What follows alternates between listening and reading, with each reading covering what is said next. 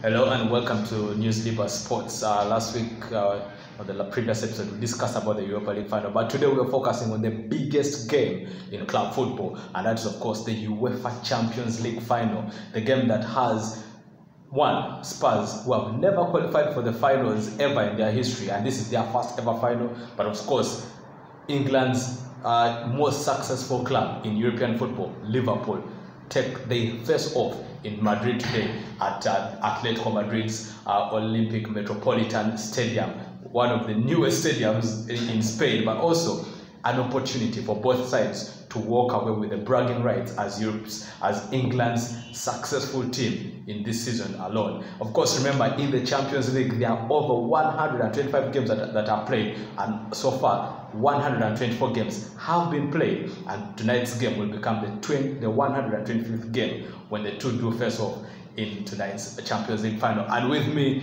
I have Ed Komagom to my right, and of course, Creed, Brian, the usual suspect, Mugabe, is with us as well. Yeah. So, gentlemen, before we get anywhere, what do you make of today's final? I'll start with you, Ed. Well, I think it's going to be, an all traditional final, of course, seeing that we have two English sides, making it to the final. The tradition of, the English, it's about grit, it's about energy, it's about robustness and that kind of thing. But you see, the thing about the Champions League is it's so unique that it entails so much culture about European, so you're going to have a feel or a touch of Europe in this, because seeing that it's a European final, and more so the fact that it's being played outside of England. So I think that will also, so it's going to be a little bit of a blend between, the grit and determination, the English culture and the European culture. But most importantly, we are beating two highly tactical managers in Jurgen Klopp against Mauricio Pochetino, and of course both of these have been famed for the high press kind of football. We know Jurgen Klopp loves the gang press, and we know Pochetino is the guy with the plan. He's always he's always found a way around. So it will be really lucrative to see how these two, tussle it out in terms of tactics. Creed. Wow. You seem to have an allegiance with Spurs. I wouldn't say that anyway. I just love beautiful football, and when you look at the two sides, is this true, or it's a case of self-reliance? I think he's the glory hunter. He's always going to go around seeking for glory, because if memory serves me right, at some point you paid allegiance to Spurs arch-rivals. That's because they were playing good football. I told you I'm a love of good football, so that's the reason why. I'm not going to say it. Isn't that ironic that he never found his way to Catalonia? Because they always played good football. His only aspect in Catalonia, I would say, is Messi. But of course, that just puts him in the basket of everyone else. But wait, today I'm actually writing history without a pen or pencil. Interesting. Yeah. So, anyway, I think it has actually talked about everything in terms of the managers as well, and of course the two teams. And I should say, when you look at the journey of the two teams, they really deserve to be where they are right now. There was a time when Spurs drew against City, and we thought that maybe Man City was going to knock out Spurs, because when you look at everything City has in their arsenal, Spurs never really stood a chance to come through and knock them out. You look at this Ajax team, a team that I wouldn't really count so much that they beat Real Madrid. Real Madrid has been pathetic this season, but against a team like Juventus, that we know that they were actually concentrating on the Champions League, not their domestic title. That's the reason why they signed Ronaldo. But a team like Ajax managing to beat up on Juventus, and then of course Ajax playing brilliant in the first leg against Spurs. Second leg, this is when we saw that Spurs managed to pull a rabbit out of the hat. So I think when you look at the journey of the two teams, they deserve to be there. You look at Liverpool, can you beat Barcelona 4-0? 0. So I think both teams really deserve to play that final at the Estadio Metropolitano. Yeah, of course today's final pits two sides that are not what you call perennial finalists in the Champions League. Of course, when you come to Britain, Liverpool is one team that is always talking about the Champions League final. Exactly. But when we talk about perennial finalists, we talk about teams like Juventus, we talk about teams like Real Madrid, Bayern Munich, and those are the Barcelona in there. But at the end of the day, today we have a first-time finalist in Tottenham Hotspurs. The last time a North London team was in the final, that was Arsenal. They ended up being beaten by Barcelona. I don't know if history will repeat itself in tonight's game, but Ed, you look at the journey that Liverpool had from the group stages all the way to the final. What do you make of the group stages that they had, and of course also the knockout stages? I think Liverpool had a mixed group stage because when you're looking for a team like Liverpool, they managed to win 3 games in there, all of these coming at Anfield, and they managed to throw away 3 other games. That was on their travels. So actually they had to sneak in at the very last moment. You remember Mohamed Salah's goal against Napoli, that strike, like priceless one. But again, key to that is you have to also recall the goalkeeper Alisson Becker's save against Akadia's Milk in the 91st minute. So had that gone in, Liverpool were knocked out of the Champions League and straight into the Europa League. So those were key and vital moments for them. So those definitely have got to stand tall for Liverpool. But of course, for me, I think it's going to be a case of desire and destiny. I mean, at the end of the day, you'll have to pick your D to determine who goes away with this, because Spurs have survived at the death twice. Against City, they considered. Our listeners, when Ed talks about picking your D, he's talking about destiny. He's not talking about anything else. Destiny. Because for me, personally, I feel Liverpool will come in this with the desire, having lost last season's title to the Champions League final to Real Madrid. But then Spurs will feel, probably destiny is with them, because to stop 2 last-minute goals against Man City, they were actually knocked out. Then the VAR had to come to their, to salvage them. Then against Ajax, they had to score in the 90 plus 5 minutes in there, 95th minute. So they really left it late a couple of times and managed to sneak into the final. So they would feel maybe just destiny is with them in this one. But of course, Liverpool will come with the desire to this one. Craig, Tottenham Hotspurs, for the longest time, they have gone as far as the group of last 16, and that is where they have always found the blockage. But this time around, they get to the quarterfinals, they get to the semi-finals, surprise everyone else, go to Amsterdam, pick up a vital win, one of the most incredible comebacks I've ever watched in football, in the UEFA Champions League football. They pick that win, they get into their first ever Champions League final. What do you make of their journey? First of all, I think just maybe for a short break away from the Champions League, getting into that game, I think that Mauricio Pochetino would like to, should I call it some sort of revenge or something? Because if you remember, the first defeat he suffered as a manager at Spurs was against Liverpool. Actually, in August 2014. I was about to say again, Klopp, not forgetting. But I think when I look at Spurs, Tottenham's journey in the Champions League, I think for me, Pochettino has burnt both ends of the candle. I think that they have really learned from their mistakes. You look at, they lack that depth in the squad, but his tactical flexibility has actually helped him come up with a squad that has reflected character, that passion of fighting. So for me, I think that you look at most of the matches that they have played, they played 6 matches in the group stages, lost twice, they drew 2 matches in there and won twice. So it was a balanced equation for them, 2-2 everywhere.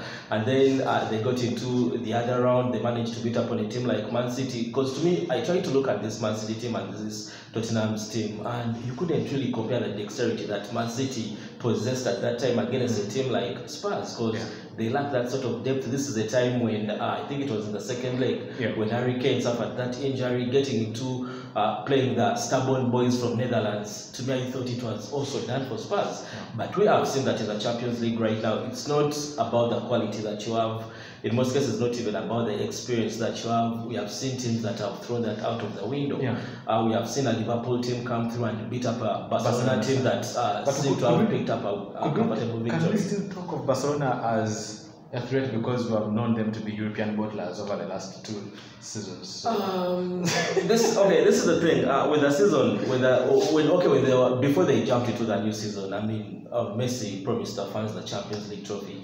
Talk about Messi and his promises. He suddenly became a clown. You see, this is the thing. Messi promised them the big years, the Champions League trophy. But I think the only difference is we have seen teams that have been well equipped for the Champions League, but still still they haven't been able to win the Champions League. Look at a team like Juventus. They signed Cristiano Ronaldo to win the Champions League. And look at to deceive. Exactly. Look at the business PSG has done in the past 2 seasons. I mean, signing the likes of Kylian Mbappe and Neymar as well to win the Champions League. They were knocked out by a pathetic United.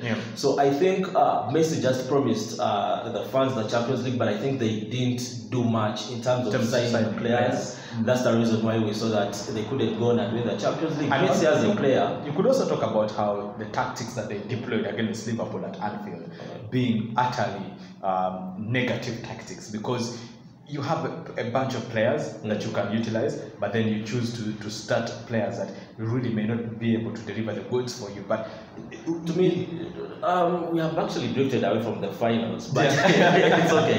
But it's all in the name of the Champions League final. For Barcelona, I think that they have really relied so much on Lionel Messi, and I think that Messi has done what he's supposed to do. In the first leg against Liverpool, scoring that brilliant free kick, and of course assisting in there, I think that's Messi. He did what he was supposed to do. Now getting into the second leg, even other players had to show up. They needed to pick up the ball. Exactly, but we saw the likes of Suarez, a person who has been squad in 1,000 plus minutes, days actually in the away goal in the Champions League.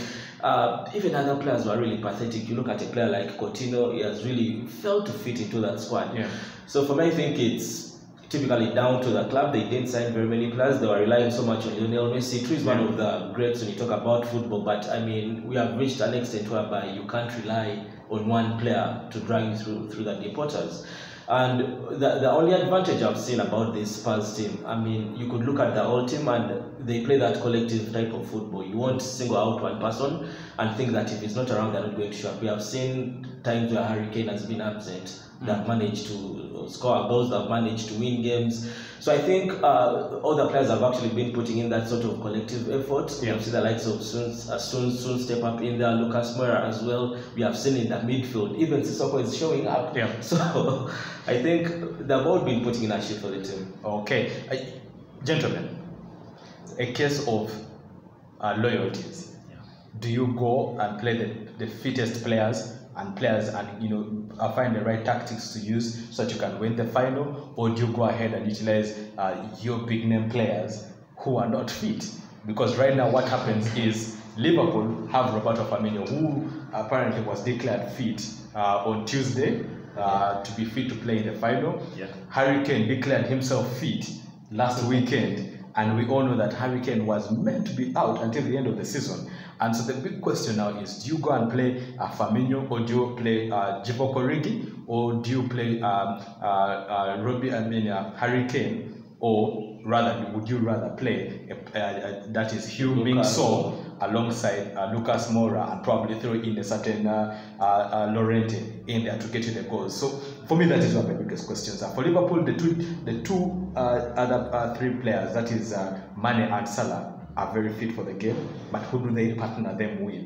That is where the big question is. Do you give Firmino a chance to come in the second half and play the rest of the 40 minutes, or do you give him the whole 90 minutes and probably hope that he doesn't tear his muscles? I think for me, when you look at both situations, I think we're looking at vastly different situations, because you're looking at Spurs without Harry Kane, who arguably is their best player, have actually been thriving so well. In terms of the attack, because they have a two-pronged attack, which is really very quick.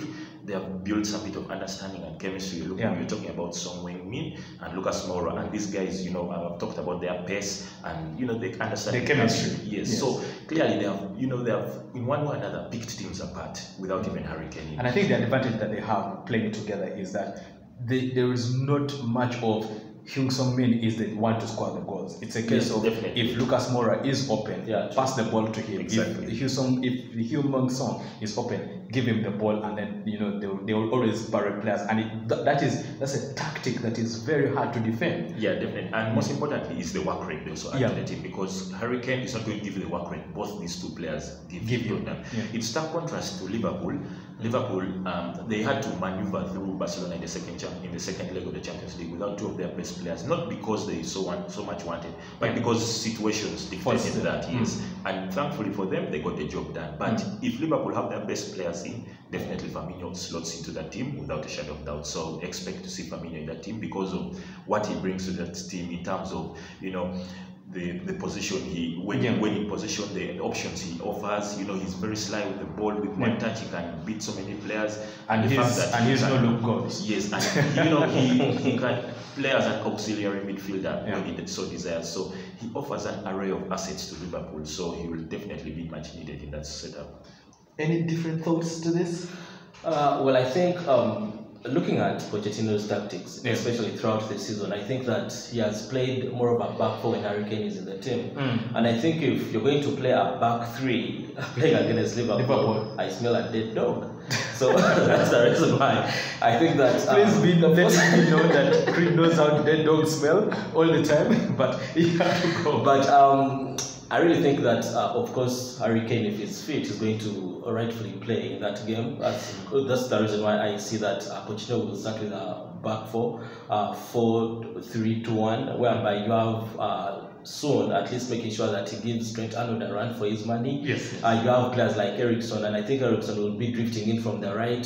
You have the likes of Dele Alli, who is supposed to play behind Harry Kane or try to supply those balls to Harry Kane. And when you look at these two players, having Dele Alli and Son at least play up front gives you that aspect of pace. You know that Son has that ability to stretch the defenders, but not only that, but even that defenders need to keep an eye on him. They know that we can't move so much simply because there is a player who has more pace and he has that ability of beating defenders and making use of the spaces that he can create. And in the midfield, of course, Sissoko has been brilliant. I think he'll play alongside the likes of Wanyama. I like their energy. Though for Wanyama, he has been blowing out and cold, but for Sissoko, I really like the energy, the agility he adds to the midfield.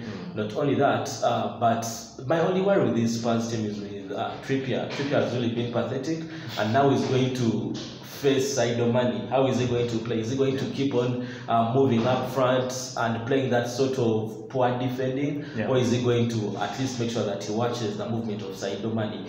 And then I look at a player like Rose. I think Rose has really been so brilliant for this Spurs team. Much improved player. Yeah, exactly. So for me, I think that it's. I know you could talk about the experience, the quality of Liverpool, but if you ask me, I think it's a very open game. You look at both the teams and the players as well. I think it's going to be down to the players. The team that shows up on the night will be the team to be crowned victors in Spain tonight. Ed, we have seen that in any given final, the team that is always going to win will always have a dark horse on the bench. Can you probably give us one or two players from both sides that could be a surprise package in tonight's game that could determine where the final will go? When I look at Tottenham, I think it's the Harry Kane factor. I mean, it's a question of whether he does get to start or not, because if he does get to start, then clearly dynamics change a lot. But if he comes off the bench, then he will be the factor that Tottenham, or the answer that Tottenham will be looking at probably somewhere late in the second half. For Liverpool, it's down to their midfield, because clearly we know their defense and attack pretty much picks out itself. So the question is, what midfield does Jurgen Klopp go on for? Clearly, you know, if fully fit, Fabinho does get to anchor in that midfield, which leaves Jordan Henderson, meaning he does get to play on the number 8 position on the right, because we've seen him thriving there in recent months. Now, the other question is who gets to play along with the two others. So, because you have James Milner, you have Gini Wijnaldum, all these guys are really fit. But for me, the question is, you've got to go with Gini Wijnaldum, because you know he offers much more compared to their swap rate that James Milner will give you, and he has a few goals in there, he has a few assists in there, he's very comfortable on the board. So those are qualities that Liverpool can really do with, especially knowing that Spurs are going to come with a very heavy tempo, you know, heavy metal football of their kind as well. So you will need that kind of quality in that midfield. Of course, like we keep saying, a Champions League is one of those games that every footballer gets into with so much pressure on their backs, so much anxiety comes in. But at the end of the day, the Liverpool players, the advantage they have over the Spurs players, they have tested the Champions League final before. And you know, some of those players have actually played 2 finals before tonight's final. And the big question will be whether they will be comfortable and take on the game to Liverpool. But now, gentlemen, Spurs love to attack through the middle of the pitch, while Liverpool love to utilize the wings. And you know, those are the two varying tactics. The one similarity they both have is they love to push, you know, the game to you. They love to bring the game to you, and I think that is where the question will be. And so the question is, how does Liverpool contain the middle of the park in the middle of the park to try and take out Tottenham Hotspur's Eriksen. You look at Dele Alli, and then you look at a player like probably Victor Wanyama if he's thrown in there. As for Liverpool, how does Spurs contain the movement of Trent Arnold and Robertson? Because these are the two very dangerous players for Liverpool. Trent Arnold in the Premier League alone has about 11 assists. After 13. 13 assists. He had 2 more on the final game. Those are 11 more assists than Mesut Ozil. Then you look at Robertson as well. I think he has about 8 assists. He had actually 11 assists. 11 assists. Yes. 2 of them combining, those are 24 assists. Incredible figures for 2 defenders. And the beauty they have is that they have been able to, they have had coverage for themselves. Craig, how does Spurs intend to manage this system? Well, first of all, you've talked about the dark horses off the bench, and I think for Spurs, I know that Harry Kane will start, but if you talk about a dark horse, I think it should be Llorente, because first of all, looking at this Liverpool team, I think that the way Spurs needs to play, they need to put them in a position whereby they're not really comfortable in terms of transitional build-up. And how do you do that? To get a player or a striker who is going to keep the likes of Van Dijk on their toes, that means to get a target man. If you remember the Pochetino's tactics against Ajax, it was the same thing. Get Llorente, put him up front in there, act as a target man, and things will work out for you. But if you leave Liverpool to get all that sort of freedom, it really becomes hard for you to defend against them. Especially, you've talked about the likes of Robertson, Trent as well. That means that you need to get soon, at least to make sure that he gives Trent Arnold a hard time. And he keeps him back on the in defense. Exactly. You need to get that. So Harry Kane can do it too. He can actually be that sort of target man, but I don't prefer him playing in that role, because he's this kind of player who is hungry for the ball. Sometimes he's not going to stand up front to wait for the ball. He's going to come back and try to hunt for the ball. So I think that dark horse should be Llorente. At least he should make sure that at least he keeps the Liverpool defense on their toes. Dele Alli as well, but Dele Alli, I think he still has, should I say, Romania has under his belt to mature. Because in terms of football, I mean, sometimes you look at his final decisions, they don't really add anything to the Spurs team. But he's a great player. You need to have him on your team. Eriksen as well, but then I think that the person in the midfield who should as well help this Spurs team should be Sissoko. I've seen him in the Champions League previous 2 games. At least he's doing what Dembele was doing, but in a vague version. Get that ball, try to hold the ball, push it up front, then pass it out. That's what they need to do. They need to make sure that at least they hold the ball in the midfield and try to pass it out, create the chances for this Spurs team. So I think that's the only way Spurs can give Liverpool a hard time. But if they don't do that and they sit back, Liverpool is going to tear them apart. In 30 seconds, how can Liverpool manage the midfield package of Spurs? I think Liverpool really have their work done, of course, because they passed the litmus test, which was Barcelona, especially looking at how Fabinho. But is Barcelona really litmus test? Because you look at Busquets, absolutely tired. Sergio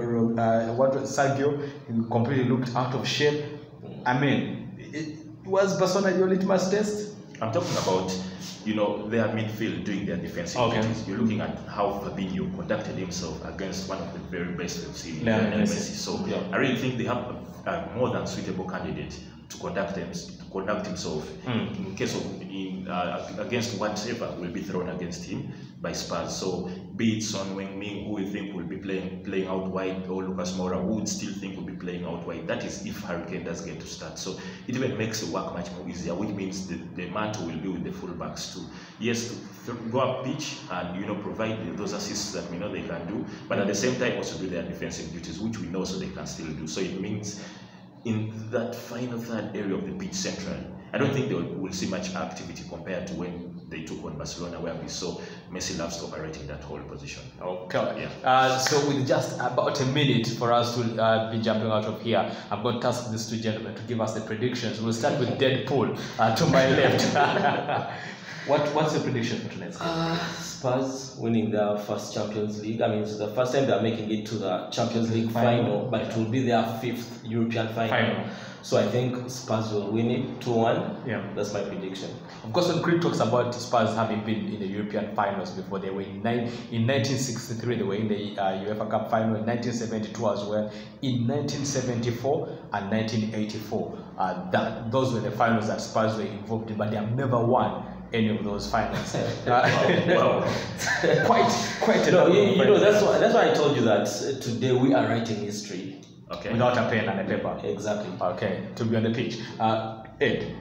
In stark contrast to what you've said, 1977, 1978, 1981 in Paris, 1984 Liverpool have won it, and then most recently in 2005 in Istanbul. Of course, they've also lost a few in there, 1995, 2007, and most recently 2018. About the previous 2 finals. Yeah, I've mentioned. He's mentioned 2007 and 2018. But what I want us to know is the last team to have won the Champions League on their first attempt was Borussia Dortmund. That's about 22 years ago. 22 years ago, in yes. 1997. Yeah. I think the beat should have been Juventus. Juventus. Yes, Juventus in the final. So after that, the Champions League can be very unforgiving to first-timers. I mean, we can mention Monaco in 2004, we can mention Arsenal in 2006, we can mention Chelsea in 2008, and the list can go on and on and on. Definitely. So I think it's going to be a very professional and dominant display from Liverpool. So that means if Spurs wins, I think it will be the 23rd different team in the Champions League to win it. And it will be the first to win it at the first time. Since, of course, BVB 1997. Okay, to all our viewers, like we keep saying, football is one of the greatest sports to have ever existed, and tonight I promise is nothing but absolutely fantastic stuff. And from me, Moses Echodu, and the gentleman that is Creed to my left and Ed Komagom on my right, we're saying we'll see you after the final as we break down what the game was like. Bye bye. Peace out.